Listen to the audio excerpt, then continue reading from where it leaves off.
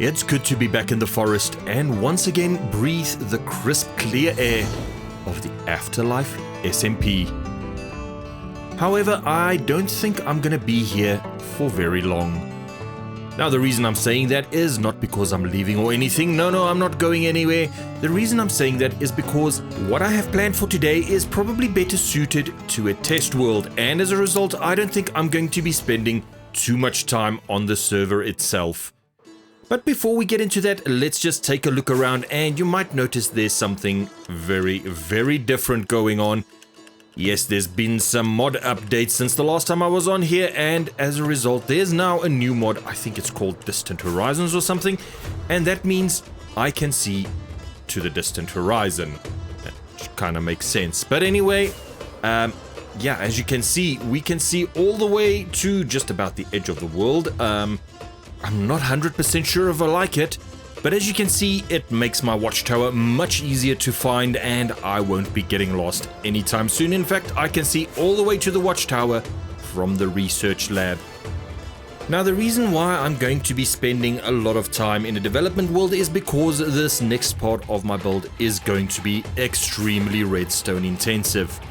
As you know, I recently built the Phasmophobia Bleasdale Farmhouse in Minecraft, and I have decided that I want to make it into a ghost hunting minigame here on the Afterlife SMP.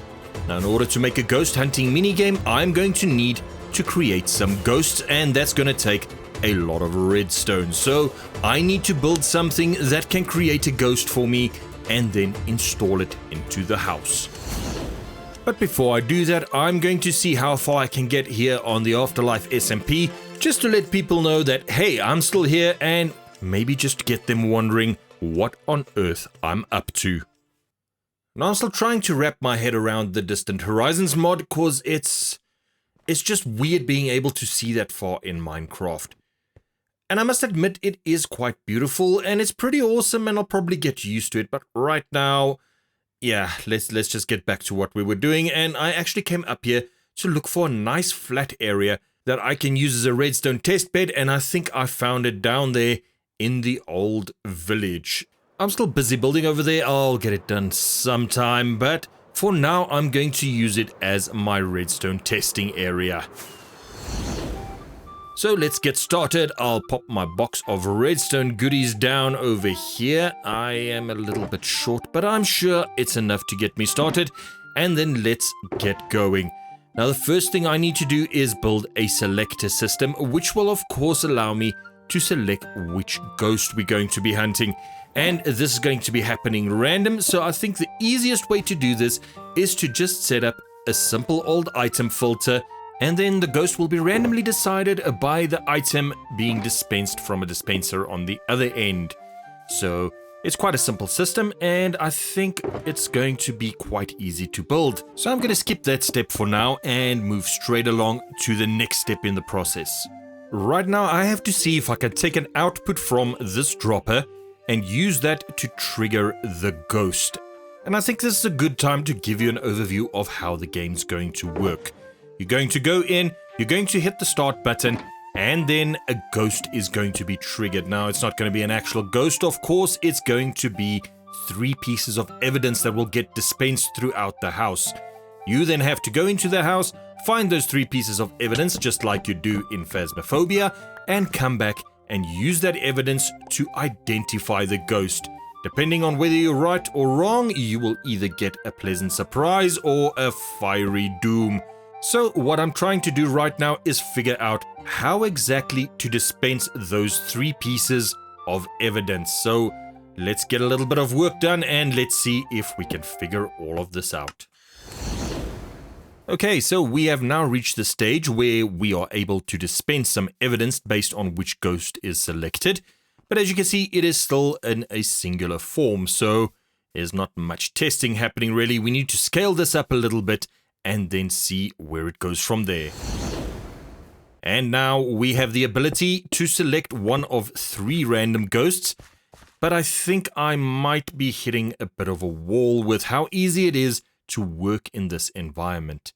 I don't have unlimited access to all of the components I need, and as a result, it is stifling me a little bit. And that means it is probably time for me to think about moving over to the test world. I mean, I haven't even really been able to set up all of the item filters because I did not bring a lot of items with me. And as a result, every time I need something, I need to run out, go and chop down a tree or something. And it is really just taking way too long to try and figure any of this out. As you can see, I have barely finished setting up the item filters. And yeah, I've got 3 outputs here.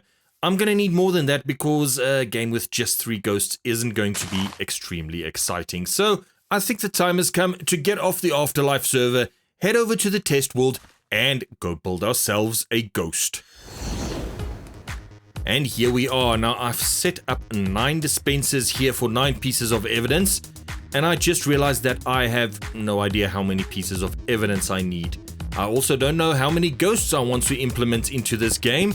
And as a result, I might be going at this from the wrong end. Perhaps the first thing I need to do is actually sit down with a spreadsheet, figure out how many ghosts I want, and based on that, how many pieces of evidence I'm going to need. Because I also want to make sure that not all ghosts have a single piece of evidence that is unique to that ghost and can be used to identify it without any additional evidence. So every piece of evidence needs to be tied to at least 2 ghosts. And yeah, I think let's stop monkeying around. Let's get the boring work done. It's spreadsheet time. Let's go make that up and see what we come up with. And that'll give us a clear idea of what we actually need to build here. Okay, so I have not taken my advice. I have not done what I literally just said I needed to do. I have just pushed ahead, and what I've ended up with is something that I'm probably going to have to scrap completely and start from the beginning. But it wasn't a complete waste of time. I've got a good idea of what I'm going to do, how it's all going to work, but this in its current state simply isn't it. So let's scrap this and start again. Alright, I've done the thing. I've figured it all out on a spreadsheet, and we're gonna have 7 different types of ghosts, and they are going to be represented by a combination of 7 different types of evidence. Each ghost is going to have 3 types of evidence, and each type of evidence will be representing at least 2 ghosts. And with all of that figured out, I think I'm going to start at the back end of this thing. Over here we've got the selector system, and this is going to be selecting our random ghost. Now as you can see, it's very simple. It's just a basic item filter, and up here we have our input. Now what's going to happen is whenever this dropper gets fed a signal, it's going to dispense one of the pieces of wood inside, and depending on what piece it is, it's going to trigger one of the ghosts. You can see right over there, second from the side, this one was just triggered, and if we check it out, we can see that, here we go, we've got our piece of wood. Now the next time we trigger this, of course it's going to select a different ghost hopefully, but it's all random, so we don't always know. And there we go, that second one has been selected this time. So now we have this ghost that's been selected, and every time we press the button, every time it dispenses a different ghost. It's all random, and you never know what you're gonna get. Now, of course, some of the further ones might take a while to filter through. There we go, the one at the end, and if we hit this again, we got the second one. Again, it's really liking this second one. Okay, 2 in a row. Unlikely, but not impossible. And there we go, that's another one. And as you can see, it really is pretty random. So now that we've got the selector sorted out, let's collect all of this up, and then let's move on to the next piece of the puzzle. And we need to set up an auto return for all of these item filters, because if there's more than one active, the system is simply going to give up and break. Now, the first thing I need to do is, of course, take all of these droppers and make them all face downwards. So let's put some blocks, and then we'll make them all face down. And with that done, we can put down a water stream, which is going to carry all of these items back to the original starting point. So let's just grab some ice and put that down there so the items can slide nicely across it. We'll need to put down a sign so the water doesn't flow backwards. And then finally, the second bucket of water right there. And that's our water stream. And the final piece of the puzzle for our return system is a dropper elevator, which will ferry all of the items back to the top. So let's just get all of those in place. I'm using some observers. And on this end, I'm building an auto return, which is going to trigger it whenever it picks up an item and send it right back to the top. So let's take a look. Okay, it seems to be, yeah, there we go. Our stone has made it all the way to the top. And let's just get rid of all of this extra nonsense. And that should clean up the entire system very nicely. So now what we've got is a return system where an item will come all the way down the water stream. It will get caught and be sent to the bottom dropper over there. And once that happens, it will automatically send it all the way back up to the top. And let's just open it up so we can see what we're dealing with. And there you can see it's very simple. Just a piston powered as soon as that bottom one gets any signal. And then it starts the whole process. So let's chuck that in there. And there you can hear it working. And if we take a look at the top, there's our piece of stone. Absolutely brilliant. So we have our ghost randomizer, and the next thing we need is our player selector or player input. And this is where the player is going to select what type of ghost he's been hunting. So the way we're going to do that is we've got a lectern, and depending on what page in the book the player turns to, that's going to give us a signal over here. And ultimately, we're going to have an output from one of these based on where the page is turned. So let's just get all of this built up. And we've got a redstone line down there. That's going to be the input signal from the book. We've got this over here. Now, as soon as we do a few other things, all of this is going to work together. And that's going to give us a redstone torch lit up on the front. So let's go to page 2 and nothing's happened. Oh, goodness, I've been a complete and utter fool. Hang on a second. All right, I fixed it. There we go. We've got the output, and this line of redstone over the top is going to be the last part of our selector. Now you can see we've got the line at the bottom giving a signal. We've got the line at the top giving a signal. And when the two of them work together, we get a torch lit up on the front like that one over there. And over here on the book, depending on what page we turn to, we're going to get a different input. So we've selected a different input, and there you see it's number 4 that's now lit up. So this is sort of working. I think it's going to need a little bit more fine tuning, but we'll sort it out. So we have our ghost randomizer at the back here. We have our player selector at the front, and now we need a way for these two to talk to each other. And I think the easiest way to do that is going to be with a bunch of AND gates, which means if both of them are selected, then the AND gate will give a signal. Now, I'm just taking a quick look at it here, and I'm going to need 7 of these. So this might not be the best solution. Let me just lay out 7 and see how that goes. And there, that is very large and a lot of stuff. So I don't know if this is going to work. I'm going to try and make it a little bit more compact. But right now, this is looking a bit like a doomed experiment. I'm going to need to think of something else here probably.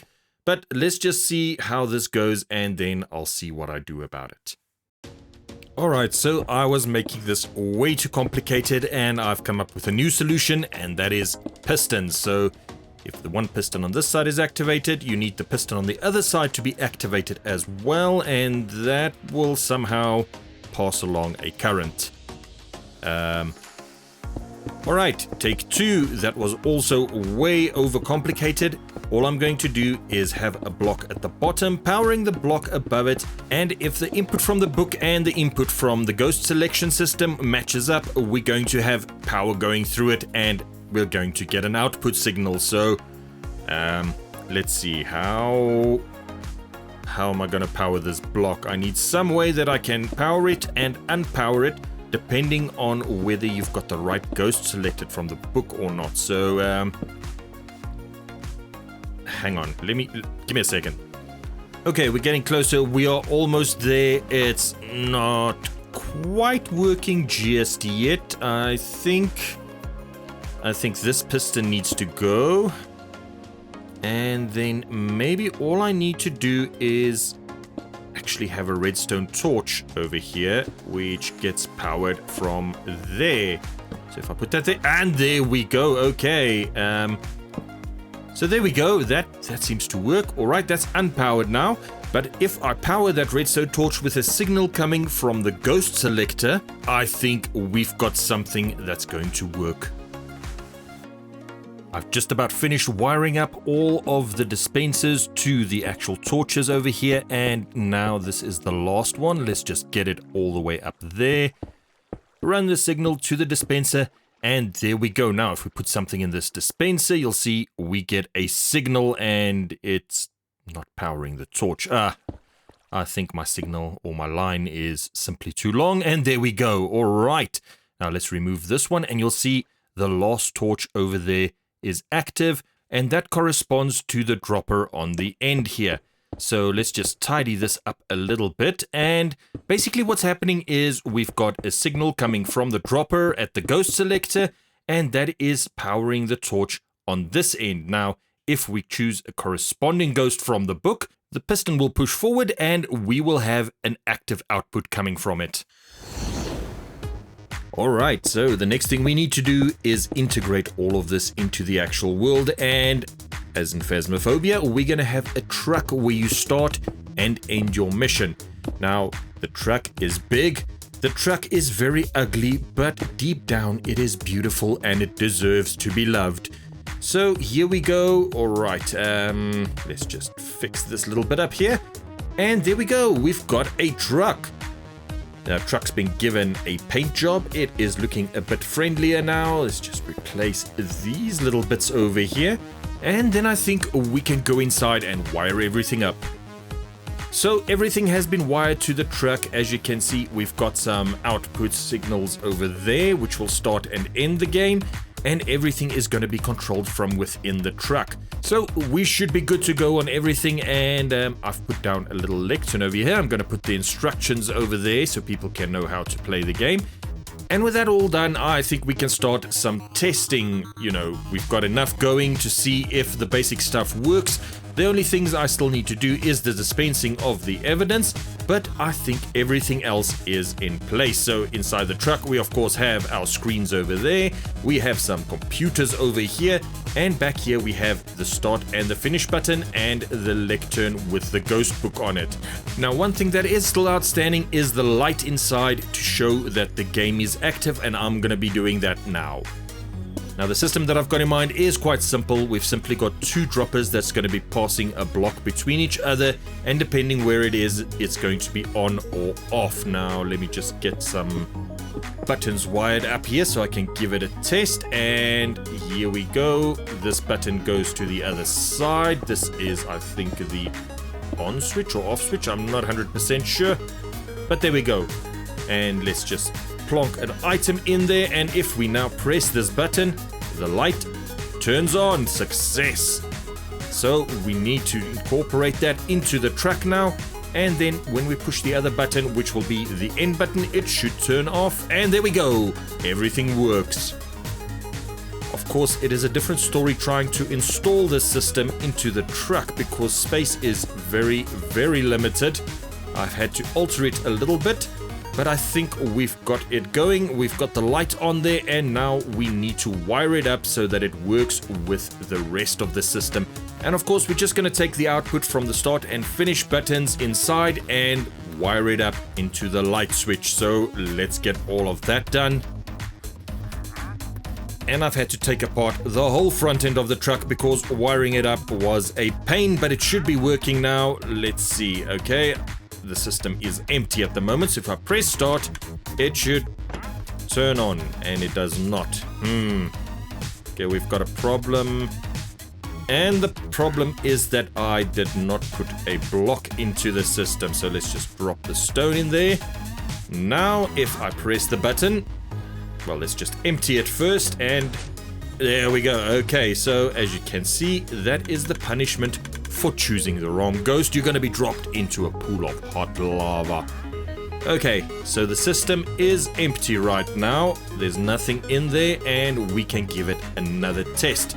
So let's get in here. Let's hit the start button. The light should turn on. Yes, it does. Absolutely brilliant. And then let's go see. Let's just see which ghost has been selected. It is ghost number 6. Alright, let's turn the book to ghost number 6 and see if we can avoid a dunking in the lava. So here we go, and we press the button and... oh, okay. Something's not working there. I'll figure that out later. But we've got the button wired into place. It's switching on and off, which is already a big win. So this is it. I've rebuilt the front of the truck. As you can see, our light switch is active in there. I think we've got no ghosts selected at the moment in the droppers down here. And we've got all of our ghosts available in there. So let's get in here and let's give it another test. We hit the start button. The light turns on. Everything is working so far. And then let's see which ghost has been selected. It is ghost number 1. And that means we can go into the truck, select ghost number 1 from the book. And then this time I'm gonna wait for all the pistons to stop moving. There we go. I think that's done. I think that might have been the problem last time because I'm not getting dunked in the lava this time. And there the ghost is being returned to the hopper for future selection. Everything seems to be working. And now it's time to start wiring up the evidence. So we've got 7 pieces of evidence. That means we've got 7 droppers. We've got purple for the attic, blue for the second floor, yellow for the first floor, and green for outside. Then inside each of these, we have some evidence like some paper for ghost writing, etc, etc. So there we go. We've got all the evidence in place and it's time to start bridging the gap between the ghost selector and the evidence. And already I'm running into a few problems over here. This is only the 3rd one I'm wiring up and these paths are absolutely insane. I'm really struggling to get them to match up from the one side to the other, and I think I might possibly need to move the ghosts around a little bit to get the evidence to match up better to the dispensers where they need to go. Now this part is going to stay the same even when I transfer it into the server, and yeah, I'm just going to take an output signal from the front of all of this and run that to the dispenser. So I need to figure out this part, get all of the spaghetti straightened out, and at least get the signals working so I can then put that into the house. So let's give this another try. I've moved the ghosts around. I have managed to set up most of the dispensers here, and I'm just giving a quick test. Yeah, we've got 2 pieces of evidence. Okay, that's not good. Let's fix it. Okay, here we go. I think everything is in place. We hit the button, the light goes on, and we have dispensed. Let's see. We've got some evidence, and that is not 3. So once again, I've got my wires crossed somewhere, and I'm dispensing 2 ghosts worth of evidence. Yeah. All right, let's see if I can fix it. I think I've done it. We'll hit the button, the light goes on, evidence has been dispensed, and let's just empty all of this from our inventory. And we have 3 pieces of evidence. Absolutely beautiful. And depending on what this is, see, we've got a note block, which is a ghost box, spirit box, we've got the ghost orbs, and we've got some ectoplasm. I just need to look up on my sheet what exactly that corresponds to and what ghost I've got listed under that. And okay, I think according to this evidence it should be ghost number 5. So let's hit that, and I would have been dunked. So either I had the ghost incorrect or this needs some more work. The work has been done. I've added a few extra bells and whistles. Literally, we'll get that in just a second. But it's time for a final test, and here we go. So the first thing I'm going to do is put all of my inventory in the chest. I've added some instructions. Come on. No. Okay. Just fix that quickly. I've added some instructions, and as you can see, welcome to CraftoPhobia, and then it tells you how to play the game. Hopefully it's simple enough and the people will be able to pick it up easily. So now I've read the book, and let's just put that in the chest. It's time to start a new game. I'm going to hit the start button just now. Let's just make sure that nothing is in the dispensers at the moment. Nope, the game is clear. So let's get down there and let's get started. So we start off by hitting the start button. And we get a little ding that tells us the game has started, as well as the light that goes on to tell us the ghost is now active. Then we run into the house as fast as we can, and there we can see some evidence has been dispensed. We've got 3 pieces of evidence, absolutely beautiful. And then we run back to the truck, where we'll log our evidence and see if we are correct. So here we go into the truck, and we've got a ghost book with some actual ghosts in it this time. So we've got fingerprints, spirit box, and EMF, and that would make this an obaki. I'm just going to go to page 1 because I'm not sure if this is a bit of a glitch, but we'll try that just now. Let's see, I said it was an obaki. Fingerprint, spirit box, and EMF, that is it. We hit the button. We get a little tune telling us we are correct and we didn't get dunked in the lava, so success all around. Now, just for another test, I'm going to absolutely murder this. I'm just going to go randomly and pick a ghost. I'm trying to be wrong on purpose, so let's go with a spirit, and we hit the button and we get dunked. So there we go. Okay, so that works as well. Let's go pick up the evidence and let's see what we should have picked. Now remember, I picked a spirit, and here is our evidence. Let's run it back to the truck and see what we should have picked. Here we go. We have got fingerprints, EMF, and ghost orbs. Fingerprints, EMF, and ghost orbs. Let's see. Where is that? Fingerprints, EMF, ghost orbs. There. Yeah, no. Here we go. All right, so we should have picked a phantom, and that proves that picking wrong also works. So I think it's time for one final test. Put all of the evidence in there. Let's hit the button. Let's go collect the evidence. I'm just gonna fly over, and oh, I'm here before it's been dispensed. So there we go, 3 pieces of evidence. And let's get back to the truck, see what we've got. I think this time I'm actually just gonna check, make sure everything works. So we've got the 3rd one over there. And that should give me the 3rd last ghost in the book. Let's see. We have got spirit box, ghost orbs, and ectoplasm. So there we go. Yeah, that lines up. We've got the output signal at the front here, which should disarm the trap. And if we now hit the button, we've got our tune. We didn't fall in the lava. Everything is absolutely brilliant. So it's been tested and it works. But that, ladies and gents, is unfortunately all we have time for today. I really do hope you enjoyed the episode. Leave a like if you did, and if you want to see how all of this comes together in the ghost house in the next episode, then be sure to hit the subscribe button. But this is Fungusaurus Rex saying, until next time, beautiful people, stay awesome. Bye-bye.